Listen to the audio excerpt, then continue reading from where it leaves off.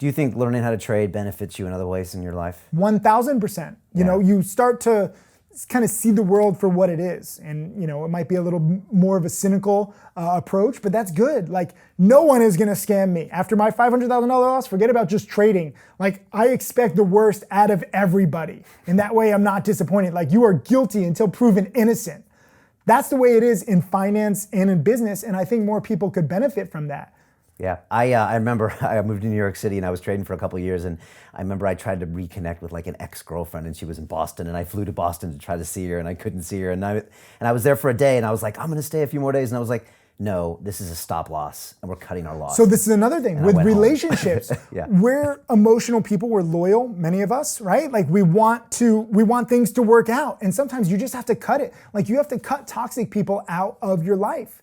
Life is too short. But a lot of people, they're like, no, he didn't mean it. Like he was drunk, or like, oh no, he's gonna change or she's gonna change. And sometimes you just have to be like, no, like there's bad position, right. Cut the losses. Get it, you can get long another one, a better one tomorrow. That's the thing. But a lot of people aren't willing to do that. And trading also helps with investments. I know so many people who message me, they're like, Tim, I ignored your rules. Like I'm down 80% in this stock. What do I do now? And if you're down a lot, again, like it's always a new decision. Like you can cut your losses at any time. You're in control. But people lose that control because they get emotional. They feel loyal. They feel married to a position or a person, and they accept it. And the beautiful thing about being a trader is that you can change, right? Like you can get out of a position, and then maybe the position is gonna be better. Like let's say you're in a bad relationship where like your husband is beating you, right? And you're like, no, he can change, he can change. Well, get out of the relationship, let him prove that he's gonna change. Maybe he has to go to therapy. Maybe he needs like 6 months like with a counselor or something,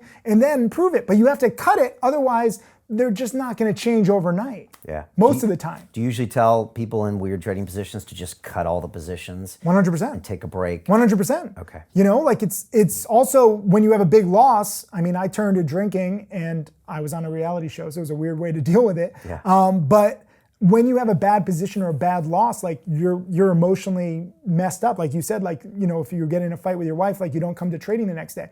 I don't want to take revenge trades, because then sometimes you put your money into a new trade and you're like, I just want to feel good. I want that dopamine hit. So I'm in this trade, and maybe you bet bigger than normal because you want more of a rush. Yeah. And then you lose because you're not thinking logically. So for me, I want every single trade to be meticulous. I don't want to just enter in a trade. And this is like with my newsletters. Some days I don't trade, and people are like, hey, I'm paying you, like you have to trade. And I'm like, no, sometimes the best trade is no trade. And I do a video lesson comparing like 5 potential trades and why I didn't take it.